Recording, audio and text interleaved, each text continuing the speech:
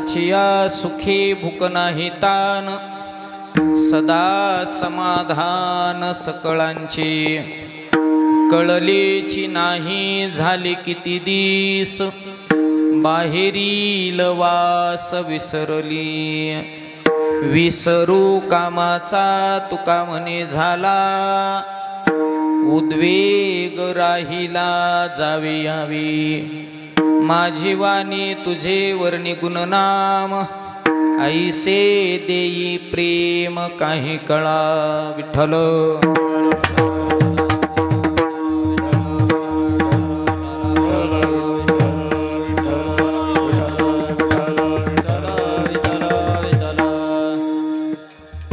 पांडुरंगा करू प्रथम नमन, दुसरे चरण संताचिया. त्यांच्या कृपादाने कथेचा विस्तारू, बाबाजी सद्गुरु दास तुका जयांचे केलिया स्मरण. होय सकळ विद्यांचे अधिकरण, ते चिवंदो श्रीचरण श्री गुरूंचे ते नमस्कारुण. आता अभिनव वाग्विलासिनी जे चातुर्यार्थ कला कामिनी, ते श्री शारदा विश्वमोहिनी नमिलिमिया. धन्य प्रताप पायाचा प्रताप पायाचा, माझ्या सद्गुरु रायाचा. काय होऊ उत्तराई त्यांचे चरण, माझे डोई शरण शरण जी हनुमंता. तुम्हा आलो रामदूता वसुदेव सुतं देवं, कंसचानूर मर्दनं. देवकी परमानंदं, कृष्णं वंदे जगद्गुरुं. कृष्णाची या सुखी भूक नाही तान, सदा समाधान सकळांची. कळलेची नाही झाले किती दिस, बाहेरील वास विसरली. विसरू कामाचा तुका म्हणे झाला, उद्वेग राहिला जावे यावे. माझी वाणी तुझे वर्णी गुणनाम, ऐसे देई प्रेम काही कळा. प्राप्त प्रसंगी सेवेचं औचित्य सर्व ज्ञात आहात. गेली 26 वर्षापासूनची अतिशय आनंददायी सप्ताहाची परंपरा. प्रभू रामचंद्राचा जन्मोत्सव, तद्निमित्त अखंड हरिनाम सप्ताह, ग्रंथराज ज्ञानेश्वरी पारायण सोहळा, समस्त ग्रामस्थ मंडळ पाठसांगवी, ग्रामस्थांच्या सहकार्यानं, सद्गुरूंच्या कृपाशीर्वादानं आणि या परंपरेतील आजचा हा मुख्य आपला हा काय आहे तर दिवस आहे.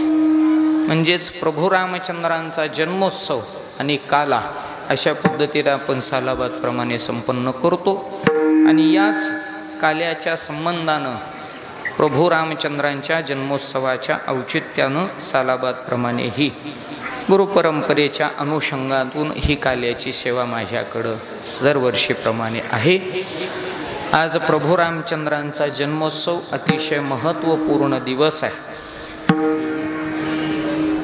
यदा यदादिहि धर्मस्य ग्लानिः भवति भारतः, अभ्युत्थानम् अधर्मस्य तदात्मानं सृजाम्यहम्.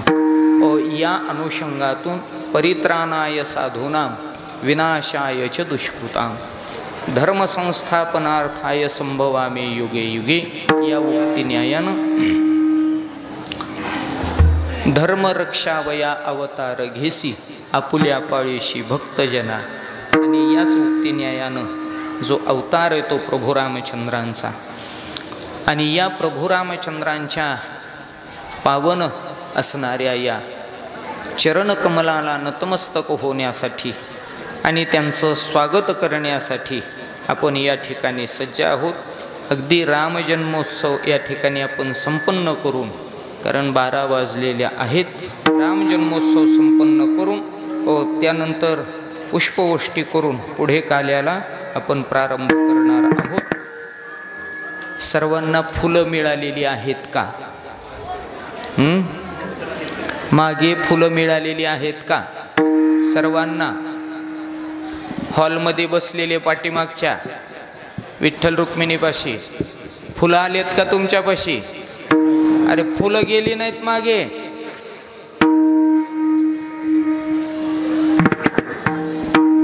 फुलं पाठवा. पळा लवकर फुलं घेऊन पाठीमाग.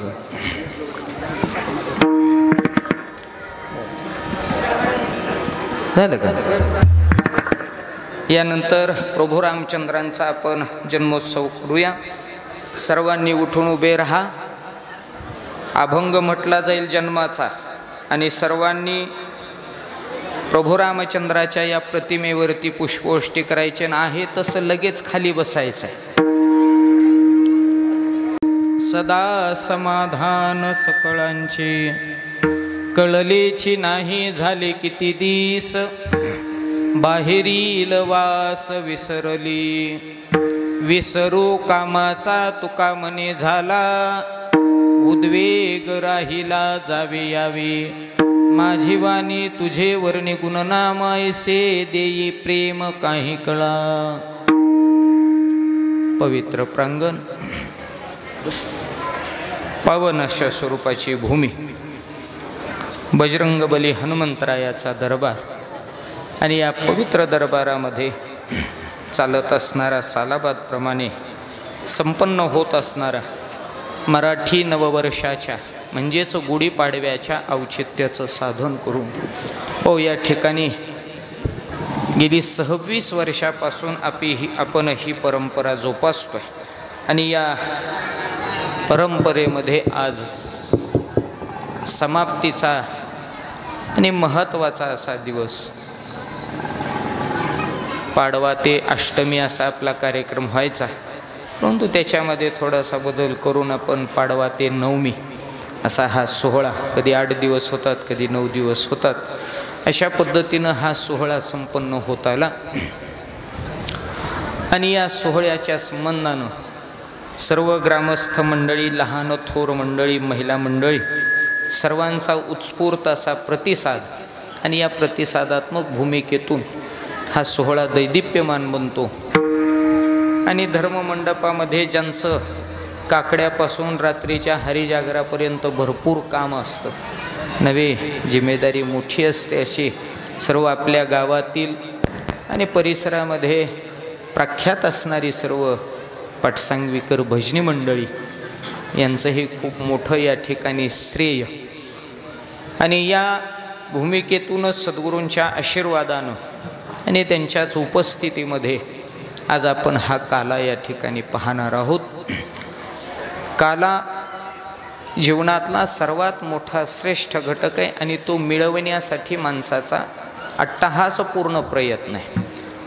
प्रत्येक साधूचं जीवन हे काल्यामुळं प्रफुल्लित आहे आणि त्या योगानेच ते आणि आपण फरकानं आहोत. प्रत्येक साधूचं जीवन हे काल्यानं प्रफुल्लित आहे. नव्हे साधुत्वाच्या भूमिकेला पोहोचण्याकरिता त्यांना काला हाच महाराज श्रेष्ठोक्तीनं आत्मसात करावा लागला आणि तेव्हा ते साधू आणि तुम्ही आम्ही सामान्य. म्हणून तर साधूमध्ये आणि तुमच्या आमच्यामध्ये डिफरन्स, फरक, वेगळेपणा, मग हा जो दिसून येतो तर त्याचं पाठीमागं एकच कारण आहे, तो म्हणजे साधूच्या संबंधानं कर्तृत्व काल्याचं आहे आणि तुमच्या आमच्या संबंधानं काला व्यतिरिक्त कर्तृत्व आहे. म्हणून स्थिरत्वाच्या संबंधानं केलेली प्रक्रिया ही साधूनं आत्मसात केली. आणि म्हणून सद्गुरू शामनाथ महाराजांसारख्या थोर, ज्ञानोबाराय, तुकोबाराय, एकनाथ महाराज अशा थोर साधू संत मंडळींचा जो उल्लेख होतो ती वेगळी वाटतात. त्यांचे चमत्कार आपल्याला दिसून येतात. याच्या पाठीमागची प्रखल असणारी साधना आणि त्या साधनेच्या बळावरती प्राप्त झालेला काला. विठ्ठल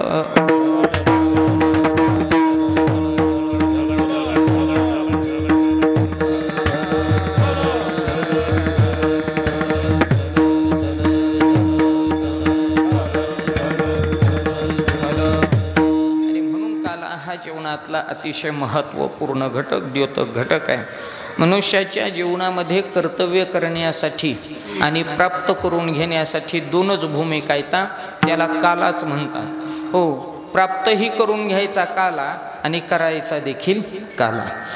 करायचा देखील काला आणि मिळवायचा देखील काला, असा दोन्हीही माध्यमानं एकाच वरती ठाम येता येतं, त्याचं नाव आहे काला. कारण काल्यामध्ये साधनही आहे आणि काल्यामध्ये साध्य देखील आहे. ओ काला हेच जर वापरलं साधन स्वरूपानं तर ते साधन म्हणताय आणि याच साधनरूपी काल्यानं आपण सिद्ध या लक्षणापर्यंत पोहोचू शकतो. म्हणजे कर्तृत्व ही काल्याचंच आणि मिळवायचा देखील कालाच. म्हणजेच कामही आणि फलप्राप्ती ही एकाच दृष्टिकोनानं आहे, त्याचं नाव काला. म्हणून साधूच्या जीवनामध्ये काला त्यांनी केला आणि मिळवला देखील काला. मग केला तो कोणता आणि मिळवला तो कोणता?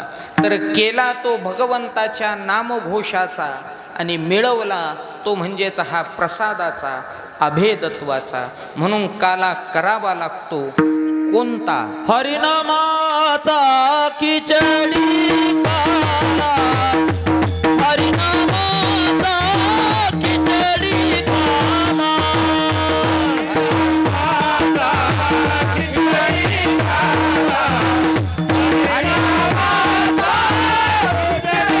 काला, हरिनामाचा खिचडी काला, हरिनामाचा खिचडी काला, हरिनामाचा खिचडी काला, हरिनामाचा खिचडी काला, हरिनामाचा खिचडी काला. प्रेम मोही रसादने, प्रेम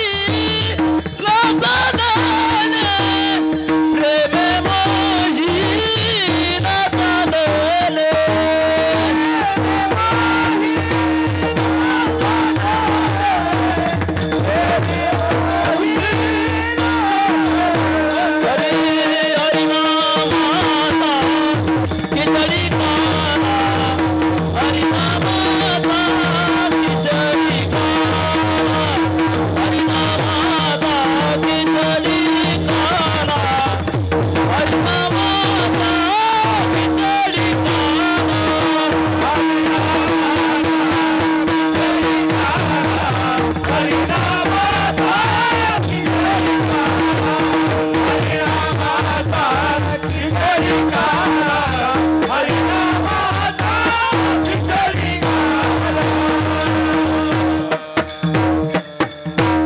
हरिनामाचा खिचडी काला. प्रेमे मोहिला साधने, हरिनाम स्वरूप जे साधन आहे त्या साधनाचा काला करावा याचा. आणि दुसरा आहे तो मग मिळवायचा. मग मिळवण्यासाठीचे दोन प्रकार काल्यामध्ये, एक प्रसाद स्वरूपानं आणि दुसरा अभेदत्वाच्या संबंधानं. अभेदत्वाच्या संबंधानं एक मिळवायचा आणि प्रसाद स्वरूपानं एक मिळवायचा. असे दोन मिळवायचे आणि एक करायचा. परंतु तिन्हीही काय आहेत तर काले आहेत. म्हणून माणसाचं जीवन काला या संबंधानं महाराज काय असावं, कार्यरत असावं. किंवा शास्त्रप्रेरित दोन महत्त्वाचे महाराज प्रयोजनं सांगितली जातात. त्या प्रयोजनामध्ये काल्याला अनन्यसाधारण महत्त्व दिलं जातं. शास्त्रामध्ये दोन प्रयोजनं आहेत, एक मुख्य प्रयोजन आणि अवांतर प्रयोजन. तशी ही प्रयोजनं सगळ्याच क्षेत्रात असतात, परमार्थातच असतात असं नाही. प्रत्येक क्षेत्रामध्ये मुख्य प्रयोजन आणि अवांतर प्रयोजन असतं. मुख्य प्रयोजन काय आणि अवांतर प्रयोजन काय? याच्यासाठी बोलायचं झालं तर मुख्य प्रयोजन म्हणजे जीवन उन्नत बनवणारं साधन आणि अवांतर प्रयोजन म्हणजे अधोगतीला नेणारं माध्यम. अधोगतीला जर जायचं असेल तर अवांतर करावं आणि उन्नतीला पोहोचायचं असेल तर मुख्य प्रयोजन आत्मसात करावं. मुख्य प्रयोजन जर केलं तर मनुष्य हा उन्नतीचा आहे, अवांतर प्रयोजन केलं तर अधोगतीचा आहे. म्हणून अवांतर टाळावं आणि मुख्य आत्मसात करावं. या पद्धतीनं अवांतर आणि मुख्य प्रयोजन शास्त्रानं प्रेरित केलेली आहेत. याच्यामध्ये काय होतं, बहुतेक करून माणसाकडून मुख्याकडं दुर्लक्ष होतं आणि अवांतराकडे लक्ष जातं. उदाहरणासाठी मग मुख्य म्हणजे काय आणि अवांतर म्हणजे काय? शाळेच्या विषयानं जर विचार केला तर ही मुलं आहेत, शाळेत जाताना पिल्लांनो वा छान छान. शाळेत गोंधळ घातल्यानंतर पास होतं नाही. हां, मग काय केल्यावर पास होतं? अभ्यास केल्यावर. म्हणून शाळेत काय घातला पाहिजे? अभ्यास. हो, हुशार आहे तर सांगवीची मला माहिती पहिल्यापासून. तो कसंही फिरवून विचारलं तरी तुला फिरायला लावणारी आहे. चला, अभ्यास केल्यानंतर पास होतं आणि गोंधळ घातल्यावर नापास होतं. वा छान. मग शाळेत काय घालायचा? अभ्यास बरं चला हो अभ्यास केल्यावर मग मला सांगा, शाळेमध्ये मुख्य प्रयोजन अभ्यास आहे आणि अवांतर प्रयोजन गोंधळ आहे. हो गोंधळ घालणं हे अवांतर प्रयोजन आहे, गोंधळ घालायला नाही पाहिजे आणि मुख्य प्रयोजन करायला पाहिजे. म्हणजेच मुख्य आत्मसात करणं हे विद्यार्थ्याचं काय आहे तर लक्षण आहे. हे सगळ्याच क्षेत्रामध्ये असतं. अवांतर प्रयोजन काय आणि मुख्य प्रयोजन काय. हो आता भजन केलं आपण बरं का पाटील, 8 दिवस 7 दिवस झालं लय जागलात तुम्ही बरं का मोहनजी. लय जागलात, रात्री तर काकडा करूनच बाजूला आली. बरं झालं काकडा करून तरी घरी गेली, नाही तर लगेच काला चालू केला असता.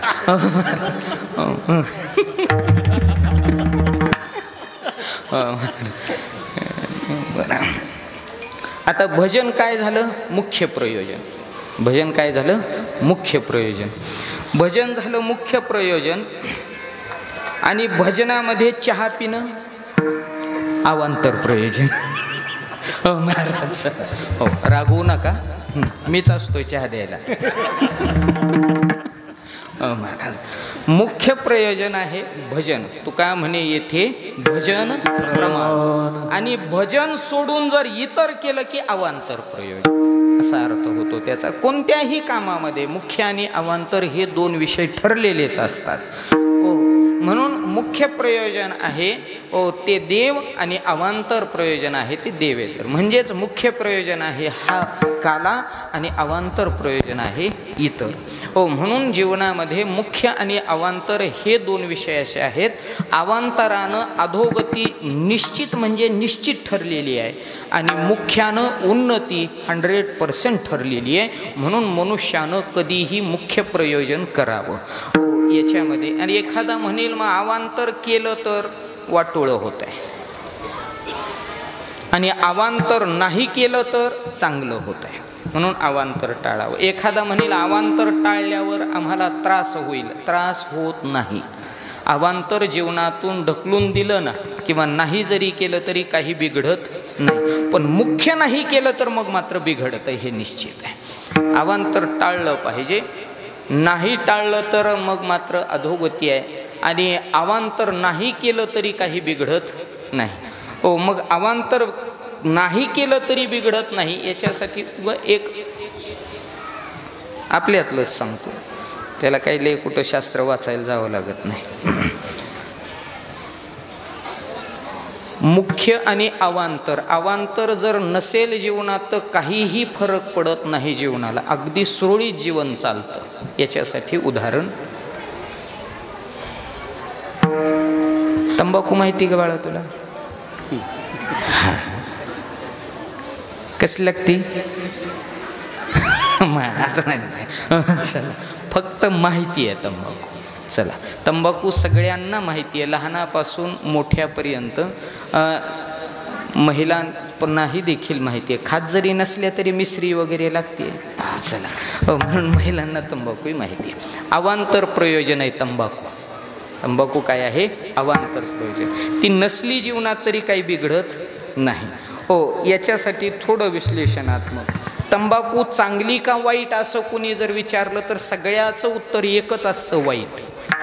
मग ते खाणाऱ्याचंही उत्तर वाईटच असतं आणि न खाणाऱ्याचंही उत्तर वाईटच असतं. खाणाराही म्हणतो तंबाखू चांगली नाही आणि न खाणाराही म्हणतो तंबाखू चांगली नाही. विकणाराही म्हणतो तंबाखू चांगली नाही आणि पिकवणाराही म्हणतो तंबाखू चांगली नाही. म्हणजेच पिकवणाऱ्यापासून खाणाऱ्यापर्यंत सगळी तिला वाईट म्हणतात, पण पिकवण्यापासून विकण्यापर्यंत खाण्यापर्यंत प्रक्रिया मात्र बंद नाही. सगळी वाईट म्हणतात तिला. परंतु प्रक्रिया बंद होत नाही का तर त्याच्यावर अर्थव्यवस्था बरीच चालते.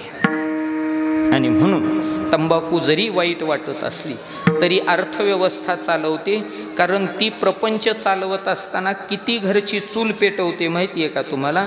पहिली शेतकऱ्याच्या घरची चूल पेटवते, दुसरी व्यापाऱ्याच्या घरची चूल पेटवते, तिसरी महाराज कारखानदाराच्या घरची चूल पेटवते, चौथी महाराज टपरीवाल्याच्या घरची चूल पेटवते. आणि आपण आपली चूल बंद करून विकत घेतो. एवढा फरक आहे. म्हणजेच हे चक्र जे आहे तिचं ती अर्थव्यवस्था फिरवणार आहे आणि आपल्या भारतासाठी महाराज बऱ्यापैकी टक्केवारी टॅक्समध्ये ती सुद्धा आहे आणि म्हणून तंबाखू एका बाजूनं आपण चांगली आहे पण एका बाजूनं वाईट आहे. मग महाराज ही वाईट की चांगली याच्यासाठी आणि हे अवांतर आहे का आणि ती जर जीवनात नसेल तर काही बिघडत आहे का हे आपण थोडंसं तपासू. विठ्ठल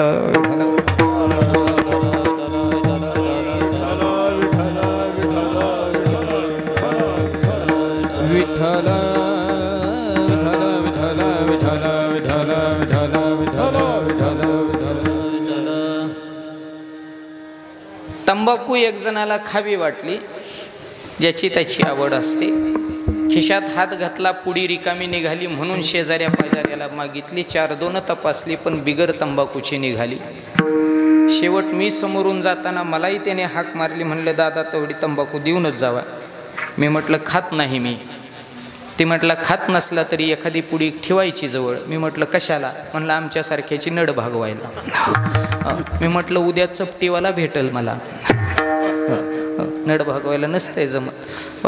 बराच फिरला पण तंबाखू मिळाली नाही आणि तंबाखू न मिळाल्यामुळं त्याला अटॅक आला. बरं का डॉक्टर साहेब. अटॅक आल्यानंतर ॲम्ब्युलन्स बार्शीला गेली. ICUमध्ये ॲडमिट केला, ऑक्सिजन लावला, धापास सलाईन एका टायमाला चालू केली. कशामुळं? तंबाखू न मिळाल्यामुळे अटॅक आला. अशी कधी जाहिरात, अशी कधी बातमी ऐकली का? तंबाखू न मिळाल्यामुळे अटॅक आलाय असं आपण कधी ऐकलं नाही, पण तंबाखूमुळे कॅन्सर झालाय हे सगळ्यांना ऐकलंय. म्हणजेच अवांतर प्रयोजन जीवनात नसेल, बिघडत नाही, वाटोळं होत नाही, आजारी पडत नाही, कॅन्सर होत नाही. पण अवांतर जीवनात असेल तर वाटोळं झाल्याशिवाय राहत नाही, हा महाराज विषय आहे. आणि म्हणून अवांतर टाळावं आणि मुख्य जीवनामध्ये आत्मसात करावं. मग मुख्य काय आहे तर महाराज म्हणतात काला. मग हा काला केल्यानंतर काय होतं? हा काला केल्यानंतर काय होतं तर हा काला केल्यानंतर आनंदाचा परमोच्च केंद्रबिंदू आपल्याला स्थापन मिळतो किंवा बसायला मिळतो किंवा उंच पदावरती आपण विराजमान होतो. म्हणून काल्यासाठी साधू संत मंडळी बसली. म्हणून त्यांचे शब्द आहेत बघा. विषयी गोंधळ गाजत असे याला अवांतर म्हणतात. आणि हा विषयातला गोंधळ अवांतरानं उत्पन्न करण्यापेक्षा काल्याच्या संबंधानं मुख्य प्रयोजनानं जीवन प्रफुल्लित करावं याच्यासाठी त्यांचा प्रयत्न असतो. म्हणून साधू संत मंडळी म्हणतात काला केल्यानंतर उंच पद प्राप्त होतं. आणि मग महाराज जो विषयाचा गोंधळ आहे किंवा इथं वाटत असणारं, जाणवत असणारं दुःख पाहता सुख पाहता जवा पाडे, दुःख पर्वता येवढे, ही जी भूमिका आहे ती महाराज आता नगण्य वाटायला लागते. म्हणजेच व्यवहार दृष्टिकोनातून जाणवणाऱ्या दुःखाला आता नगण्य स्वरूप येतं. का तर काल्यासारख्या अत्युच्च परमोच्च केंद्रबिंदूवरती आपण विराजमान होतो. आणि तसंच होतं जेव्हा एखादा उंच पदावरती विराजमान होतो तेव्हा त्याला मोठ्या मोठ्या गोष्टी खाली छोट्या वाटायला लागतात. तसंच आहे काल्याच्या स्वरूपानं आनंद तत्वाला प्राप्त झाल्यानंतर, त्या देवत्वाच्या ठिकाणी विराजमान झाल्यानंतर त्याला जीवनामध्ये आत्तापर्यंत भासत असणारं दुःख नगण्य वाटायला लागतं. उदाहरणासाठी एक जण म्हणाला मला, दादा एक बोलायचं. म्हणलं बोला. म्हणलं परवा दिवशी एक हत्ती पाहायला आहे मी. म्हणलं चांगली गोष्ट आहे हत्ती पाहायला, पण म्हणलं हत्ती पाहायला एवढं उभा करून सांगा इतकी काही नवलाची गोष्ट नाही. हत्ती काय आता एवढा विशेष राहिला नाही. हत्ती काय नाही जरी असा बघितला तरी मोबाईलवर सारखा दिसतोय. म्हणले मग हत्ती पाहायला. म्हणलं त्यात काय नवल? म्हणला नवल एकच आहे, हत्ती बघायला मिळाला पण हत्ती कुत्र्या एवढा दिसला. हत्ती बघितला पण हत्ती कुत्र्या एवढा दिसला. म्हणला अशक्य गोष्ट आहे. हत्ती एवढाच असतो, कुत्र्या एवढा हत्ती कधी नसतो. तो म्हणाला महाराज लिहून घ्या, हत्ती कुत्र्या एवढाच होता. मी म्हणलं अशक्य आहे, तू पिल्लू बघितला असेल. म्हटला पिल्लू नाही महाराज. मग म्हणला हत्तीच होता पण कुत्र्या एवढा होता. मी म्हटलं अशक्य. उगं तू सांगत राहील आणि मी ऐकत राहिलो म्हणजे काय, तू काहीही सांगावं मी काही ऐकावं का? तो म्हणाला पण ऐकाच तुम्ही, हत्ती कुत्र्या एवढाच होता. मी म्हटलं कुत्र्या एवढा हत्ती नसतो. एवढं लक्षात घे. म्हणलं हत्ती तेवढा नसतो, हत्ती हत्ती एवढाच असतो, कुत्र्या एवढा हत्ती कधीही नसतो. मी म्हटलं येड्यासारखं तू सांगू नको आणि येड्यासारखं मी ऐकू बी नाही. तो म्हणाला ऐकाच थोडं. मी म्हटलं आता काय, हत्ती कुत्र्या एवढं ऐकलं ना म्हणजेच मला कळालं तू येडा आहे मी ऐकणारा मूर्ख आहे. म्हणजे दोघं सारखे झालो. मला जाऊ दे म्हटलं. तो म्हणला आणखीन एक सांगायचं. मी म्हटलं आता तर नकोच नको. का हत्ती कुत्र्या एवढा सांगितला म्हणल्यावर अजून असलंच काहीतरी तू सांगायचं, मला काही जमायचं नाही. तो म्हणला ऐकाच तरी. मी म्हटलं बाबा ऐक सांग. तो म्हणाला हत्ती कुत्र्या एवढा आणि उंट बघितला म्हणला शिळी एवढा. मी म्हटलं कसं शक्य आहे गड्या? आता हे सांगणं म्हणजे जरा मूर्खाचं लक्षण आहे बघ. खरंच खोटं सांगतो. हे बरं झालं आपण दोघंच आहेत इथं जर तिसरा आपल्या दोघाचा ऐकायला लागला तर नक्की येरवाड्याला येड्याच्या इस्पितळात 2 क्वाट बुक करील ती. का तर दोघाची लक्षणं सारखीच आहेत. म्हणेल ते सांगणारं येड आहे, ऐकणारं मूर्ख आहे. म्हणून म्हणलं तू गप्प बस. हत्ती कुत्र्या एवढा नाही आणि म्हटलं उंट शिळी एवढा नाही. म्हणला पायाची शपथ घेऊन सांगतो खोटं सांगत नाही. मी म्हटलं हे खोटंच आहे म्हणजे मला मारतो का काय तू? म्हणला तसं नाही. तुम्हाला सांगतो म्हणला, बाकीच्यांना खोटं बोललो असतो पण तुम्हाला नाही. म्हणला खरंच हत्ती कुत्र्या एवढा आणि उंट शिळी एवढा. मी म्हटलं तू सांगतोय बरं एवढ्या पोटतिडकीनं, खरं बी मानील मी, पण कसं काय तुला हत्ती कुत्र्या एवढा दिसला आणि उंट शिळी एवढा? म्हणला मी विमानात होतो. कुठं होतो? विमान. मग आता साधं गणित आहे. उंचावरती गेल्यानंतर मोठ्या वस्तू लहान दिसायला लागतात आणि तज्ज्ञायानं साधू संत मंडळींचे शब्द आहेत. तुम्ही जर उंच पदावरती विराजमान राहिला की तुम्हाला नगण्य वाटतात व्यवहार गोष्टी, दुःख स्वरूपतेच्या गोष्टी तुम्हाला झिरो वाटायला लागतात. अशा स्वरूपानं म्हणून तर साधू संत मंडळी म्हणतात देव पहावो, देव पहावो, उंच ठाई उभे राहो.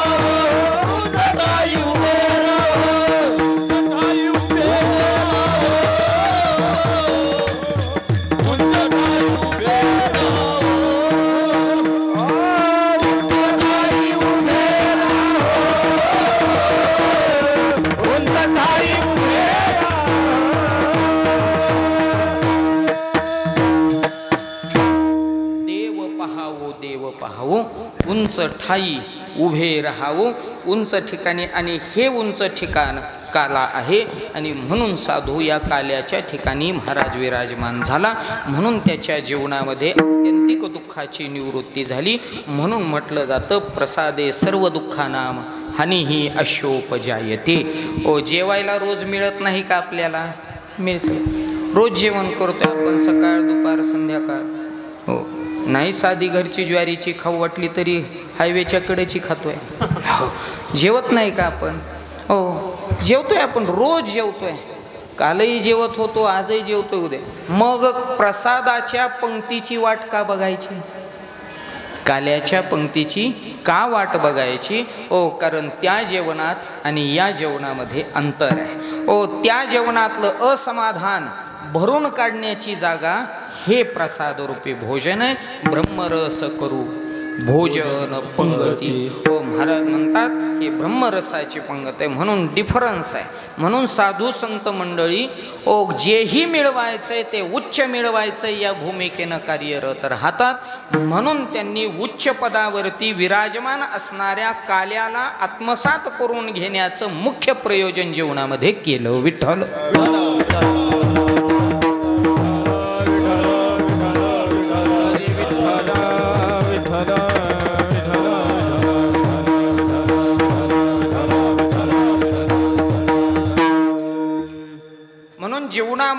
अवांतरापेक्षा मुख्याला काय आहे तर नियोजित म्हणतात. आणि म्हणून मुख्य प्रयोजन हा काय आहे तर महाराज महत्वाचा का नाही. उदाहरणासाठी अवांतर प्रयोजन अधोगतीला कसं नेऊ शकतं आणि मुख्य प्रयोजन जीवनामध्ये उन्नती कशी प्रदान करून देऊ शकतं श्रीकृष्णाच्या चरित्राच्या संबंधानंच पाहायला मिळतं. एक आहे श्रीकृष्णाला संपवण्याच्या प्रयोजनामध्ये आणि एक आहे तर श्रीकृष्णाला भक्तीच्या माध्यमातून आळविण्यामध्ये. जी आळवितात ती परमोच्च पदाला विराजमान होतात आणि जी देवाला संपवण्याच्या प्रयत्नामध्ये राहतात अशी महाबळासारखी स्वतःची विटंबना करून घेतात. आणि म्हणून दुष्टांना देवाच्यामुळे त्रास होतो आणि सद्भक्तांना त्यांच्या योगाने आनंद होतो. आणि म्हणून मुख्य आणि अवांतरानं जीवन महाराज काय आहे तर बांधलंय. मग याच्यातला काला हा जीवनातला आमूलाग्र घटक आहे. ओ काय होतं बघा तुम्ही अवांतर स्वीकारल्यानंतर आणि देव स्वीकारल्यानंतर काला स्वीकारल्यानंतर. महाभारतातला एक शॉर्ट अर्ध्या मिनिटाचा किस्सा सांगतो.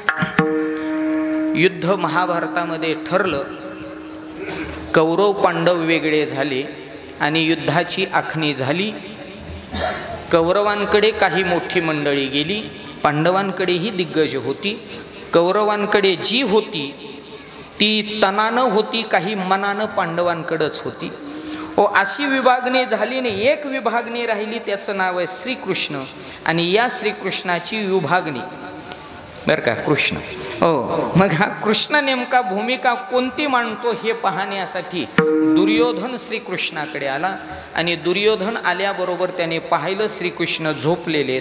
तसं देव कधी झोपत नाही ही काळ्या दगडावरची रेष आहे. देव कधीही झोपत नाही. तुम्ही म्हणाल त्याला कंटाळा येत नाही का. त्याला कंटाळा येत नाही आणि त्याला कंटाळा येत नाही ते आपल्यासाठी लय चांगलं आहे. का देव झोपत नाही, त्याला कंटाळा येत नाही हे खूप आपल्यासाठी चांगलं आहे. कारण त्याला जर कंटाळा आला तर हा कटाळ्या झोपल्याला उठत नाही. चला म्हणून देव न झोपलेला बरा. म्हणून देव झोपत नाही. देव श्रीकृष्ण झोपलेले पाहिले. दुर्योधन ताड आला, डोक्यापाशी जाऊन श्रीकृष्णाच्या बसला. आता श्रीकृष्णाच्या डोक्यापाशी दुर्योधनाने बसायलाच नाही पाहिजे होतं, पायापाशी बसायला पाहिजे होतं. कारण देवाच्या पायापाशी बसावं, डोक्यापाशी बसू नये. कोणाच्या कुठं बसावं हे आपल्याला कळालं पाहिजे. आपलं आसन आपल्याला ज्ञात पाहिजे. आणि मग श्रीकृष्णाच्या डोक्यापाशी. आता दुर्योधन फुगीर गडी होता, रगेल गडी होता, रुबाबदार गडी होता. आणि तो काही सामान्यही नव्हता, शक्तिशाली होता. फक्त त्याचा गुडघ्यात नाही घोट्यात बी सापडत नव्हता, एवढाच फरक होता. जास्त काही नाही. आणि मग महाराज असा आला रुबाबा छाती फुगवत. त्याला वाटलं मी याच्या पायापाशी का बसू. मी हस्तिनापुराचा युवराज, होणारा सम्राट, आणि हा कोण बघितलं तर गुराखी. मी याच्यापाशी का पायापाशी बसावं. डोक्यापाशी बसला. अर्जुन आला आणि त्यांना पाय आहे तेच रिकामे दिसले. भक्ताचं लक्षण आहे ते देवाच्या अगोदर पाय तपासते. आणि अर्जुन पायापाशी बसला. अर्जुन पायापाशी बसला आणि दुर्योधन डोक्यापाशी बसला. इथंच खरा युद्धाचा निकाल लागला. याच्यापेक्षा वेगळा काही निकाल पुन्हा राहिला नव्हता. कारण श्रीकृष्णाने डोळे उघडल्याबरोबर पहिला अर्जुन दृष्टीस दिसला, दुर्योधन डोक्यापाशी दिसला नाही. म्हणून पायापाशी बसण्याची किमया एवढी मोठी आहे. म्हणून एक शब्द सांगतो, जो देवाच्या पायापाशी बसला, जो देवाच्या पायापाशी बसला त्याला देवानं डोक्यावर घेतला. जो देवाच्या पायापाशी बसला त्याला देवानं डोक्यावर घेतला. आणि जो देवाच्या डोक्यापाशी बसला तो देवाच्या डोक्यातच बसला. जसा की दुर्योधन बसला. आणि पक्का बसला त्या दिवशी श्रीकृष्णाच्या डोक्यामध्ये दुर्योधन. आणि त्या दिवशीपासून पांडवांनी दुर्योधन मारायला किती प्रयत्न केले माहीत नाही, पण पहिल्या नंबरला कृष्णाचा प्रयत्न होता दुर्योधन संपला पाहिजे. डोक्यात बसला. म्हणून देवाच्या पायापाशी राहायचं, डोक्यापाशी नाही. म्हणून देवाने, आता सगळ्यांना सगळं महाभारत माहिती आहे. नाहीतरी महाभारत हा माहितीचाच विषय असतो रामायणापेक्षा. हो महाराज, मुद्दा असा आहे.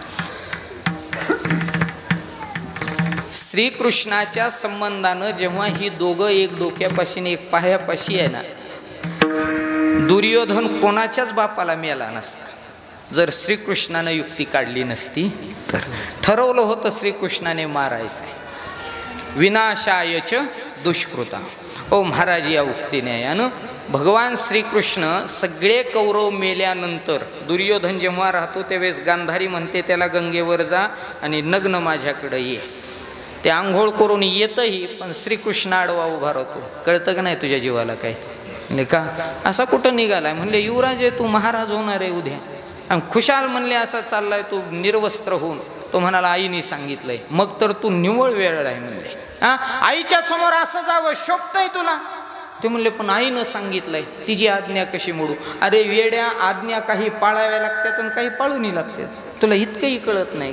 हो म्हणून म्हणले आता तू लहान नाही, चल म्हणले वस्त्र गुंढाळ आणि नीक कमरे पुढतं तरी वस्त्र गुंढाळ. आणि खरंच गुंढाळलं महाराज. आणि त्याच्यामुळं दुर्योधन मेला. म्हणून मी म्हटलो पक्का डोक्यात बस. आलं लक्षात?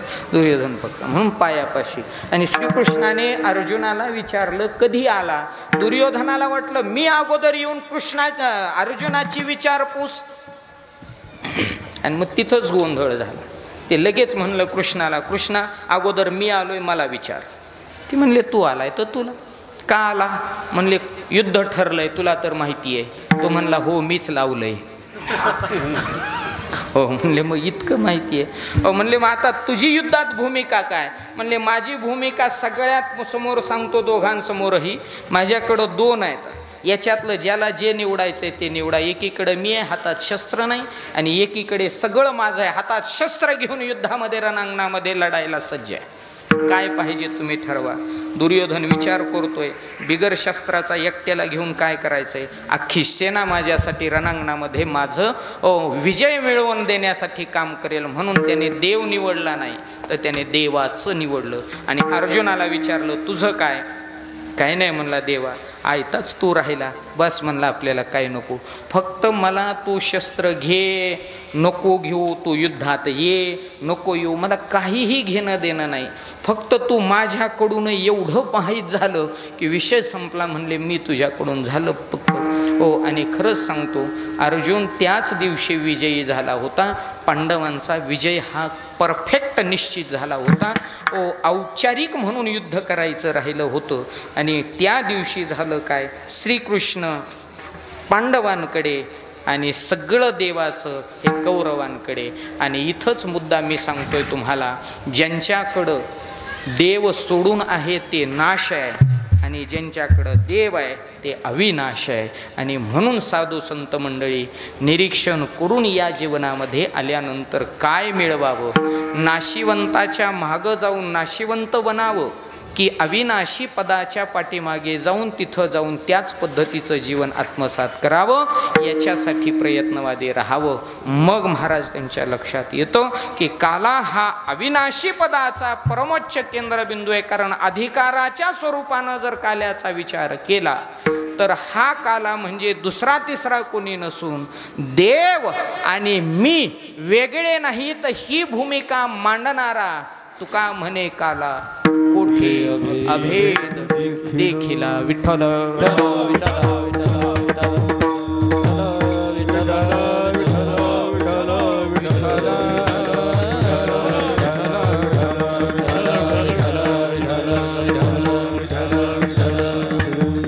आणि मग हा काला महाराज जो त्यांनी मिळवला तो तुम्हा आम्हाला मिळवण्याकरिता आता काय करावं लागेल? तर तुम्हा आम्हाला मिळवण्याकरिता या ठिकाणी कालाच करायचा. जो 8 दिवस आपण भगवत साधनेचा काला संपन्न करतोय, हो तो महाराज काला या ठिकाणी करायचा. आणि त्या काल्याच्या माध्यमातून या दहीलाहीच्या काल्यापर्यंत पोहोचायचं. हरिनामाच्या संबंधानं हो काल्याचं स्वरूप जीवनामध्ये आत्मसात करून घ्यायचं, हा त्या ठिकाणी अर्थ होतो. मग हा हा काला मिळवण्याकरिता ओ हरिनाम स्वरूपाच्या काल्यानं प्रारंभ व्हावा, हरिनाम स्वरूपाच्या काल्यानं प्रारंभ व्हावा आणि त्या प्रारंभ झालेल्या हरिनामाच्या काल्यानं आम्हाला दहिलाहीपर्यंत पोहोचता यावं हा उद्देश आहे. मग महाराज या हरिनामाच्या काल्यानं दहिलाहीपर्यंत पोहोचलो, पण ही दहीहंडी फुटल्याशिवाय आमच्या हातात प्रसाद येणार नाही. मग ही दहीहंडी फोडण्याकरिता काय करावं लागेल? महाराज म्हणतात त्याला चरित्र उच्चारावं लागेल. कोणतं चरित्र ते उच्चारावे केले देवे गोकुळी, केले देवे गोकुळी, केले देवे गोकुळी. चरित्र ते उच्चारावे केले देवे गोकुळी, चरित्र ते उच्चारावे केले देवे गोकुळी. चरित्र ते उच्चारावे केले देवे गोकुळी, चरित्र ते उच्चारावे केले देवे गोकुळी. चरित्र उच्चारावे केले देवे गोकुळी, चरित्र उच्चारावे केले देवे गोकुळी.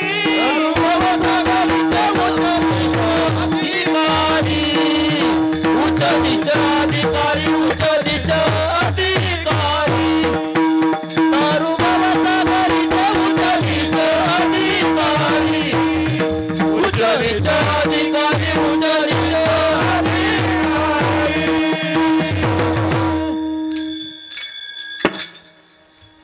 चरित्र ते उच्चारावे केले देवे गोकुळी. गायीनं ते लीला चरित्र पोवाडी राखिली, सवंगडे सहित गाई, सवंगड्यासह गायी राखल्या ते चरित्र आजच्या दिवशी उच्चारावं. मग काय चरित्र आहे? तर श्रीकृष्ण गोकुळामध्ये आले. गोकुळवासियांना महाराज सर्वात मोठा आनंद आहे. भगवान श्रीकृष्ण गोकुळामध्ये येतात. आनंदाच्या महाराज डोहामध्ये आता सर्व गोकुळ महाराज काय करतंय? ओ तर त्या ठिकाणी स्नान करतंय. का? ओ तर सर्वात महत्त्वाच्या दुःख निवृत्तीचं कारण म्हणजे देव आहे. चिंता ते पळाली गोकुळाबाहेर. प्रवेश भितरी केला देवे श्रीकृष्ण आले. भितरी प्रवेश केला आणि गोकुळातली सर्वात मोठी चिंता हरण झाली. आणि मग महाराज उरला तो निर्मळ, स्वच्छ, निर्भेळ अशा स्वरूपाचा भयमुक्त आनंद. आणि या आनंदाचं प्रतीक महाराज दिसून येऊ लागलं बाळकृष्ण नंदा घरी. आनंदल्या नरनारी श्रीकृष्ण गोकुळीच्या सुखा, गोकुळीच्या सुखा.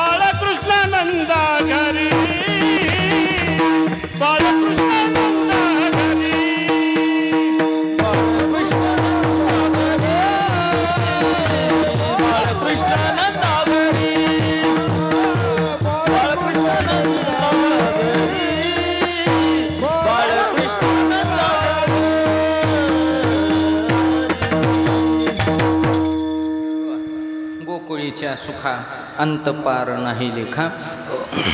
झालं तर काय?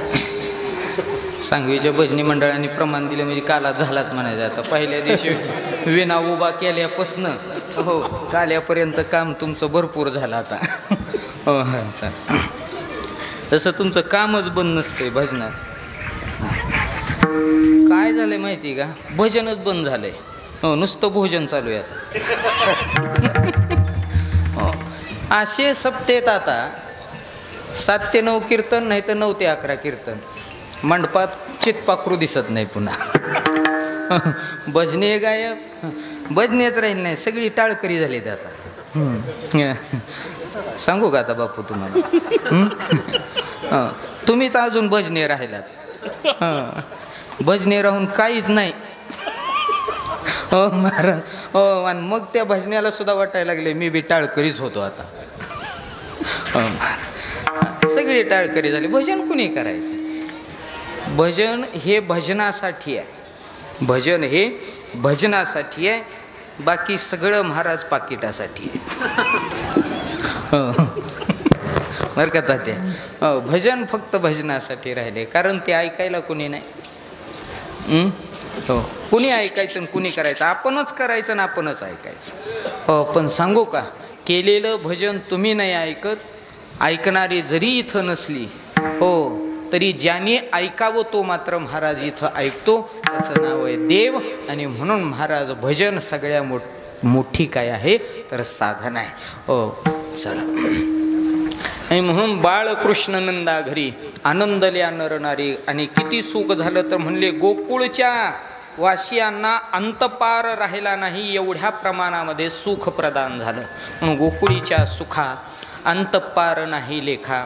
हो का तर देव श्रीकृष्ण गोकुळामध्ये आले. मग आल्यानंतर श्रीकृष्ण आनंद कशा पद्धतीनं गोकुळवासियांना देऊ लागले तर ज्याला जसा आनंद अपेक्षित आहे तसा आनंद श्रीकृष्ण देऊ लागले. जसा आनंद अपेक्षित आहे तसा. मग त्याच्यामध्ये कोण आहे ते तर तो आनंद देण्यासाठी श्रीकृष्ण महाराज गवळणींना आनंद देत आहेत. मग कोण गवळणी आहे तर या गवळणी म्हणजे साक्षात वेदातल्या ऋचाचं ज्या देवाचं गुणगान वर्णन करतायत. कोण आहेत? गुणगान वर्णन करतायत. आणि त्या गुणगान वर्णन करणाऱ्या गवळणी त्या गुणगान करण्यातून महाराज आनंद मिळवत होत्या.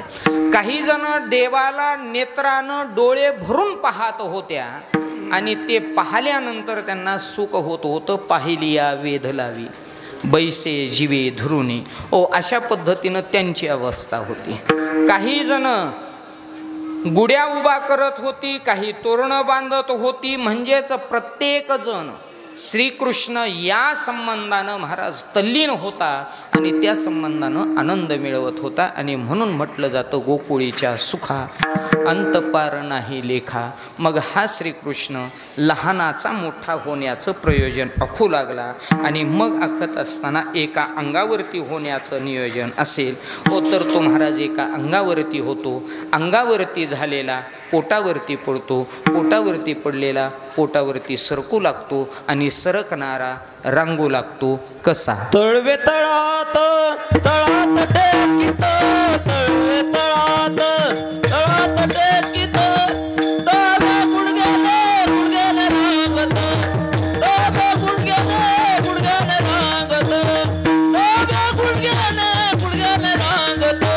तळवे तळात तळात टेकीत, तळवे तळात तळात टेकीत, डाव्या गुडघ्याने गुडघ्याने रांगत, डाव्या गुडघ्याने गुडघ्याने रांगत, डाव्या गुडघ्याने गुडघ्याने रांगत. यशवंती पैसांगे तो म्या देखील असये, देखील असये,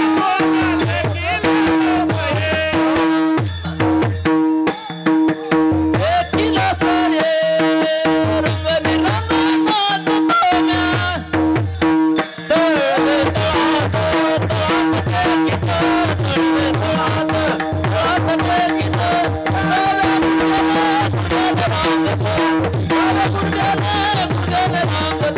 डाव्या गुडघ्याने गुडघ्याने रांगत, डाव्या गुडघ्याने गुडघ्याने रांगत, डाव्या गुडघ्याने गुडघ्याने रांगत. तळवे तळात तळात टेकीत, तळवे तळात तळात टेकीत, डाव्या गुडघ्याने गुडघ्याने रांगत, डाव्या गुडघ्याने गुडघ्याने रांगत, डाव्या गुडघ्याने गुडघ्याने रांगत.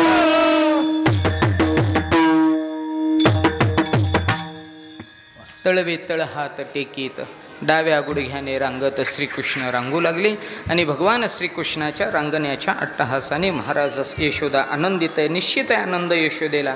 का आनंद नसावा? सामान्य लेकरू जन्माला आलं तरी आई आनंदित असते. सामान्य मूल जन्माला आलं तरी आई आनंदित असते.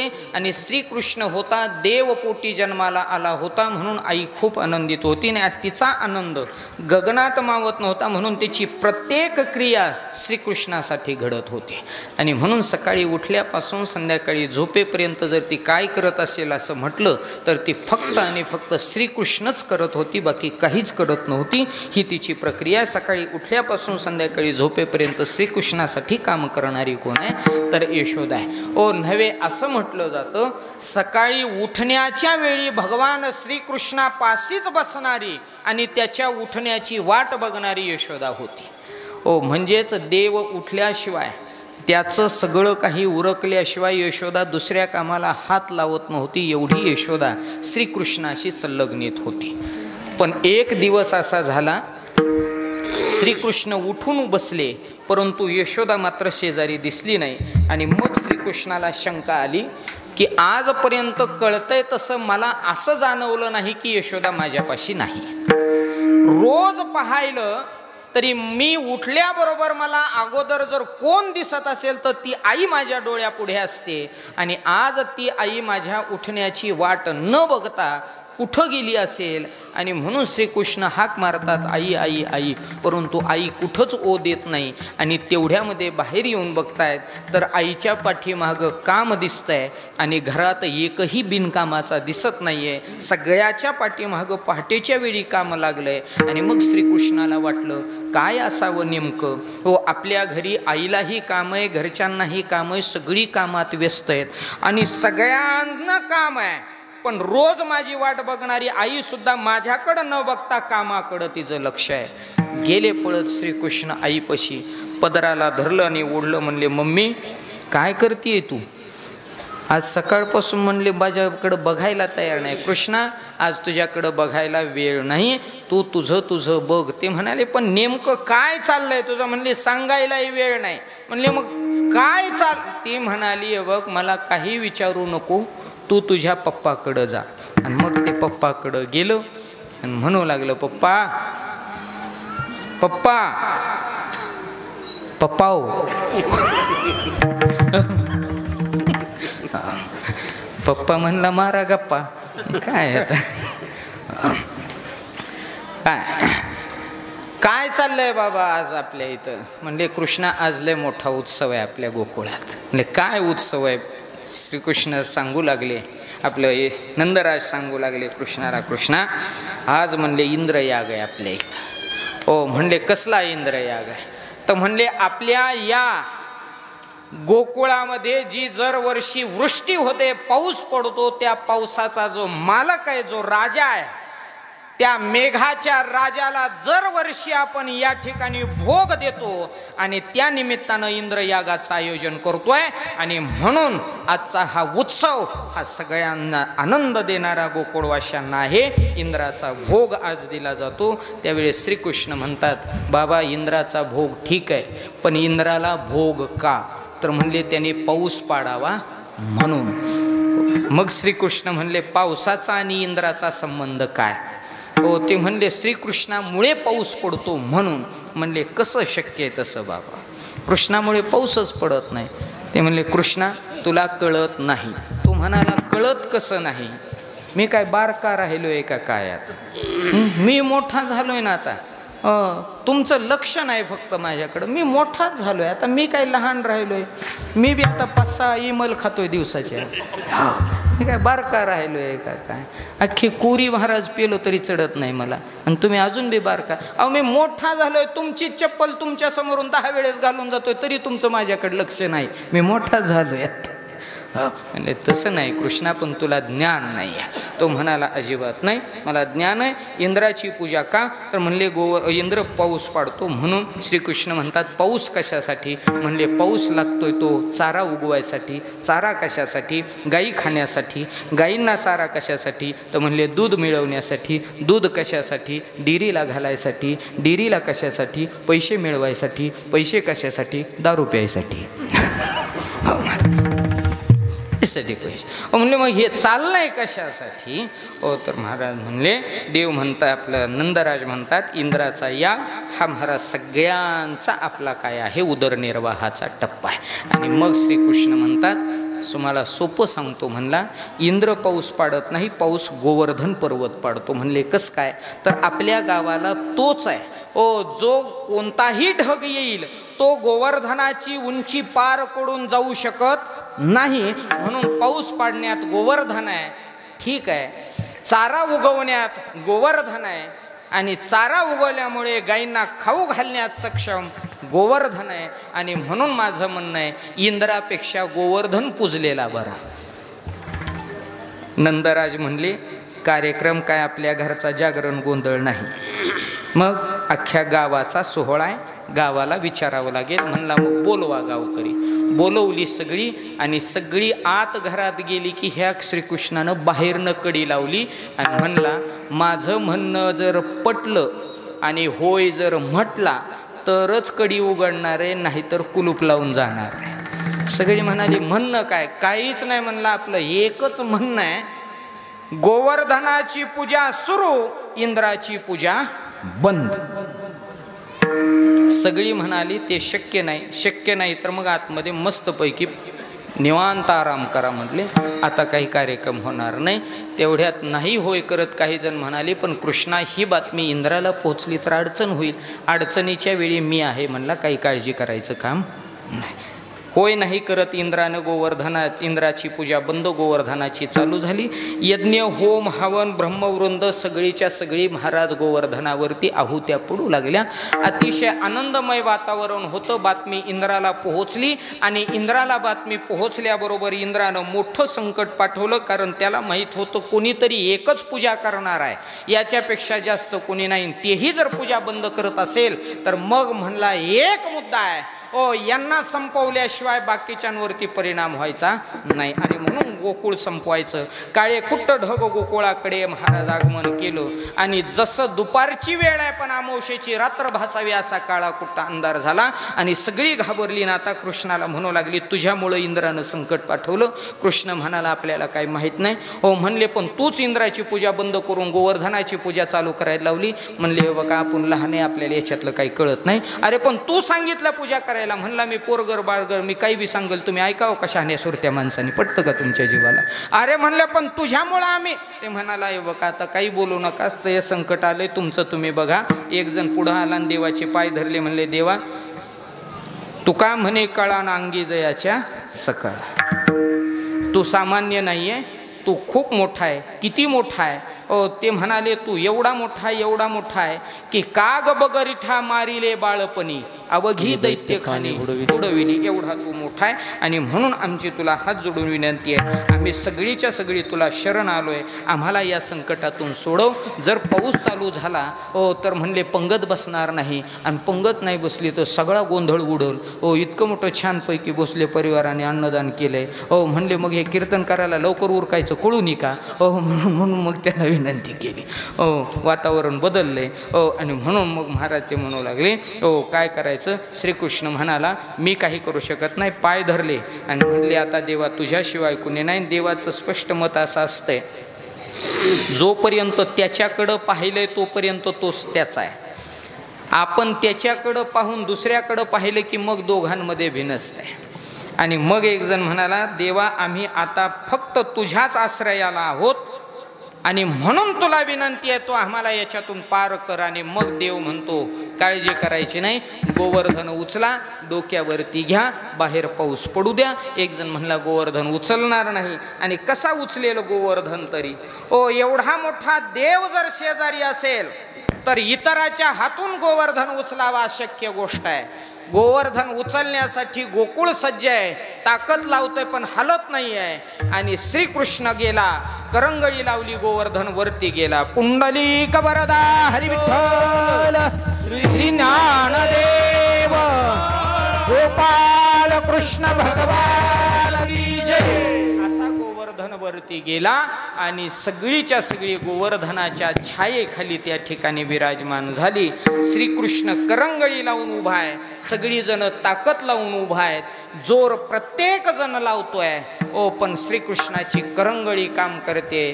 गोपाळाचं लक्ष गेलं, म्हणले आम्ही ताकद लावली आहे, श्रीकृष्णानं करंगळी लावली आहे. आणि ते कृष्णाला म्हणतंय कृष्णा करंगळी काढून घे, उघच तुला त्रास नको, आमचा आम्ही उचललाय, आमचा आम्ही पिलू. श्रीकृष्ण म्हणाला खरं का? खोटं सांगत नाही, आमचा आम्ही बघून घेऊ. श्रीकृष्ण म्हणला मग राहा तयारीत, जोर लावा. आणि श्रीकृष्णानं करंगळी खाली करायला सुरुवात केली. तसा गोवर्धन खाली येऊ लागला आणि गोवर्धन खाली यायला लागल्यानंतर अख्खं गोकुळ घाबरलं. म्हणले आता काहीही शिल्लक राहणार नाही. माती नाही, सावडायचं नाही, दहावा नाही, दिवस नाही, मासिक नाही, वर्ष श्राद्ध नाही, पुण्यतिथी नाही. का? सगळी एका टायमाला गायब होणार आहेत. आणि म्हणून घाबरलेल्यांनी सगळ्यांचं लक्ष श्रीकृष्णाकडं हात जोडले कृष्णाला. आणि कृष्णा म्हणले तुझी करंगळी. आणि करंगळी लावली. गोवर्धन वरती गेला. बाहेर पाऊस सुरू झाला. आणि काय आनंद होता गोकुळामध्ये महाराज त्या गोवर्धनाच्या खाली. सगळ्यांना आता श्रीकृष्णमय वृत्ती झाली. आणि अशा वृत्तीमध्ये अखंड पाऊस पडला 7 दिवस. 8वा काला मीच केला आणि गोवर्धन खाली ठेवला. तो गोवर्धन खाली ठेवला. श्रीकृष्णाला गोपाळ मंडळी डोक्यावर घेऊन नाचू लागली. आणि आनंदानं महाराज नाचत असणारी गोपाळ मंडळी, आनंदानं महाराज श्रीकृष्णाचं कौतुक करणारं सगळं गोकुळ. आणि हे पाहायला इंद्राचे दूत आले, बघितला गोकुळातला आनंद. आणि मग ते विचारतायत गोपाळांना, पावसात कुठं होता? म्हणले पावसात आम्ही गोवर्धनाखाली होतो. म्हणले गोवर्धनाखाली कसं काय? म्हणले कृष्णाने गोवर्धन उचलला. म्हणले मग पाऊस चालू होता तोपर्यंत गोवर्धन? हो म्हणला, बाहेरच आलो नाही, पाऊस होता तोपर्यंत. म्हणले पण 7 दिवस पाऊस पडत होता, मग तुम्हाला भूक भीक लागली नाही का? ते म्हणले भूकही लागली नाही, तहानही लागली नाही. अभंगाचं पहिलं चरण कृष्णाची आसुके समाधानी झाली म्हणून भूक लागली नाही, तहान लागली नाही. याचं उत्तर आहे शास्त्रामध्ये 2 महाराज काय आहेत तर प्रकार आहेत. एक आहे प्राण आणि दुसरा आहे वृत्ती. प्राणाचा भाग स्मरणात राहण्याकरिता किंवा प्राणाच्या ठिकाणी काय चाललंय हे कळण्याकरिता वृत्ती प्राणाच्या ठिकाणी स्थिर असावी. जसं उदाहरणासाठी गाडीच्या ड्रायव्हरनं गाडीतल्या उणिवा लक्षात घेतल्या पाहिजे, तेव्हा गाडी सांगते, अन्यथा सांगत नाही. तज्ज्ञायानं या शरीररूपी प्राणरूपी संस्थेचा ड्रायव्हर जर कोण असेल तर तो कोण आहे? तर त्या ठिकाणी वृत्ती आहे. आणि म्हणून वृत्ती ही जर नसेल प्राणाच्या ठिकाणी तर प्राणाचे भाग ज्ञात होत नाहीत. म्हणून वृत्ती आणि प्राण ह्यांचं दोघांचं वेगळं वेगळं काम आहे. प्राण हे महाराज शरीर प्रक्रिया आहे आणि वृत्ती हे शरीरातला चढ उतार सांगण्याची गोष्ट आहे. आणि म्हणून वृत्ती आणि प्राण त्या न्यायानं प्राणाच्या ठिकाणी असणारा जो भुकेचा भाग आहे, त्या भुकेच्या भागाची जाणीव करून देण्याकरिता वृत्ती मात्र पोटाच्या ठिकाणी नव्हती. का? तर वृत्ती कृष्णमय झाली होती. काय झालं होतं तर म्हणले कृष्णाच्या सुखानं त्या वृत्तीला समाधान प्राप्त झालं होतं. आणि म्हणून प्राणाचे भाग वृत्तीला कळाले नाही. म्हणून कृष्णाची या सुखे भूक नाही, तहान, भूकही लागली नाही आणि तहानही लागली नाही, अशी ही वृत्ती काय झाली तर महाराज श्रीकृष्णाच्या संबंधानं गोकुळवासियांची घडली. आणि म्हणून उत्तर आहे त्यांचं समाधान झालं. आणि जगामध्ये समाधान या शब्दाला खूप मोठं महत्त्व आहे. माणसाला सुख खूप मिळेल पण समाधान मिळत नाही. आणि आजच्या भौतिक युगामध्ये सुखाच्या सगळ्याकडं वस्तू आहेत, परंतु समाधानासाठी माणूस इथं आहे. आपण म्हणतो बघा, आता लय मोठी मोठी माणसं हो, लय पैशावाली माणसं हो, मुंबई पुण्याला राहणारी माणसं हो, तीसुद्धा देवधर्म लय करतात आता. त्यांना काय कमी हो तरीसुद्धा ती देवाच्या पाया पडायला येतात. त्यांना काय कमी हो तरी देखील ते दानधर्म करतात. आपण म्हणतो मग का? तर त्यांना माहिती आहे आपल्याकडं भौतिक सुख खूप आहे पण समाधान नावाची गोष्ट जीवनामध्ये नाही. आणि हे सगळं आहे ना, हे इथं आपण सगळी जमा झालो. हे सुखासाठी कुणी आलेलं नाही. सुख आपापल्या घरी कच्चून आहे. कारण आजच्या काळामध्ये सुखापासून कुणीही वंचित नाही आहे. गरीब कुणी राहिला नाही आहे का? गरीब कुणी आता? गरीब नाही कुणी. भिकाऱ्यापाशी सुद्धा महाराज कॅशलेस सुविधा आहे. महाराज चिल्लर नाही म्हणलं की म्हणता ही काय लगेच स्कॅनर आहे माझ्यापाशी. महाराज इतकी अवस्था महाराज जर विचित्र असेल तर गरीब कुणी नाही. गरीब म्हणावं कुणाला हा प्रश्न आहे. गरीब गरीब म्हणलं तरी महाराज दिवसात 150 रुपयाची RMD खाता येते. कोण गरीब आहे आता? नाही राहिली ही अवस्था, संपली. म्हणून हे सगळं जे करायचं आहे ना तर स्थिरतेसाठी, अस्थिरता निवृत्त करण्यासाठी, सुखातून ज्या गोष्टीची प्राप्ती नाही आहे ती गोष्ट मिळवण्यासाठी त्याचं नाव आहे समाधान. आणि श्रीकृष्णामुळे गोकुळवासियांना समाधानही लाभलं, सुखही मिळालं. कृष्णाची या सुखे सदा समाधान सकळांचे. ओ मग सगळी जण ते दूत म्हणू लागली, तुम्हाला भूक लागली नाही, तहान लागली नाही, इथपर्यंत ठीक आहे. पण 7 दिवस पाऊस पडत होता, 7 दिवसात तुम्हाला काहीच कळालं नाही. म्हणले दिवसच कळाले नाही तर काही कळायचा विषय येत नाही. अभंगाचं दुसरं माझी वाणी तुझे वर्णी कळले. बाहेरील वास विसरली. आणि तेच होतं महाराज. एकदा का खऱ्या अर्थाने काल्याची प्राप्ती झाली, भगवंताच्या साक्षात्काराची अनुभूती आली, ओ की दिवस ही संज्ञाच आपण विसरून जातो.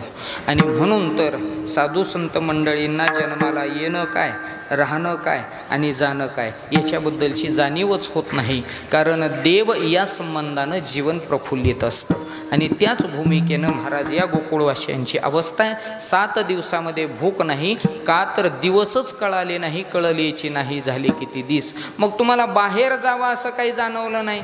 ओ ती म्हणाली आम्हाला बाहेरचा वासच आम्ही काय झालो तर विसरलो. विसरू कामाचा तुका म्हणे झाला, उद्वेग राहिला जावे यावे. आम्ही बाहेर जावं आणि पुन्हा आत काम उरकून यावं, हे कामच आम्ही काय झालो तर विसरलोय. म्हणजे 7 दिवसामध्ये कोणतीही जाणीव राहिली नाही. का कृष्णाची या सुखे भूक नाही तान सदा समाधान सकळांचे. विठोबा रखुमाई, विठोबा रखुमाई, विठोबा रखुमाई,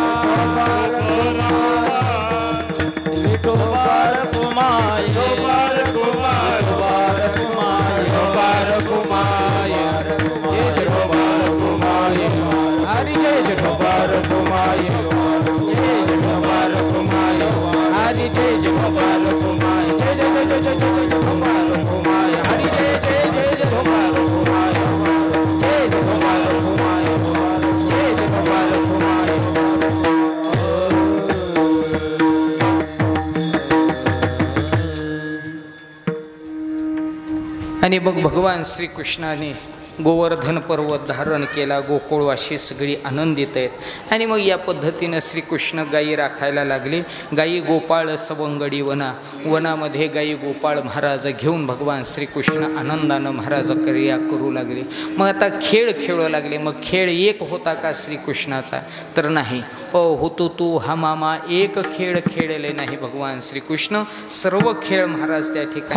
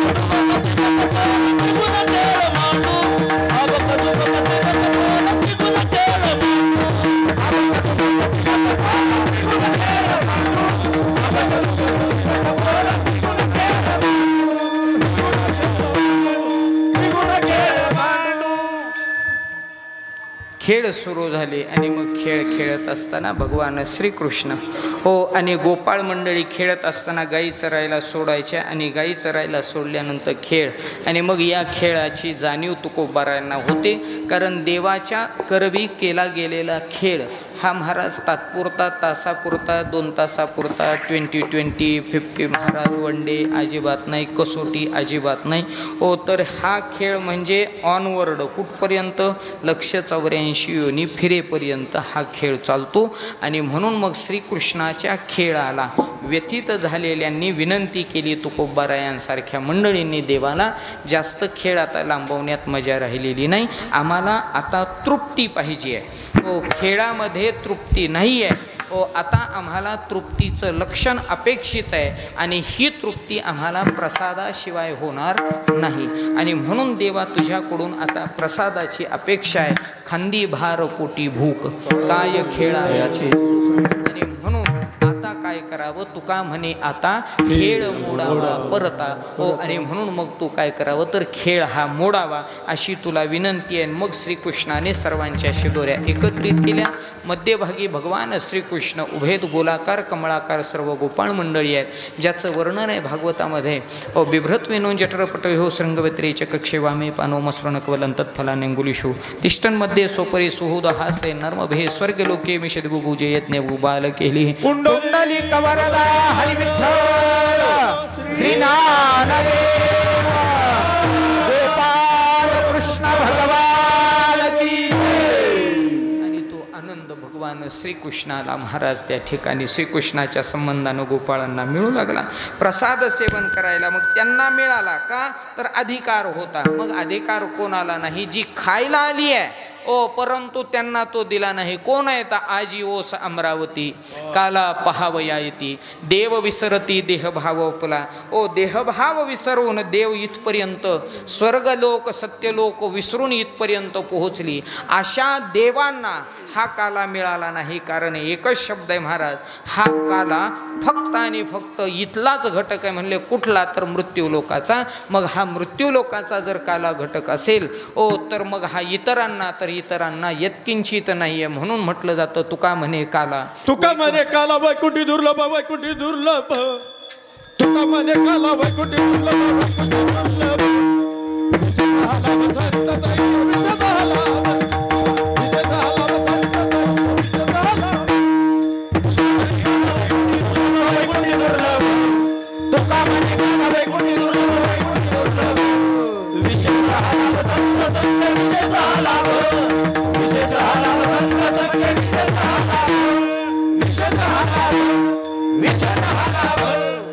तुका म्हणे काला वैकुंठी दुर्लभ विशेष हा लाभ संत संगे. संत संगे हा विशेष लाभ आहे. मग ज्या संत संगे हा विशेष लाभ आहे त्यांचंच मोठ्या प्रेमाने भजन करू. ज्ञानेश्वर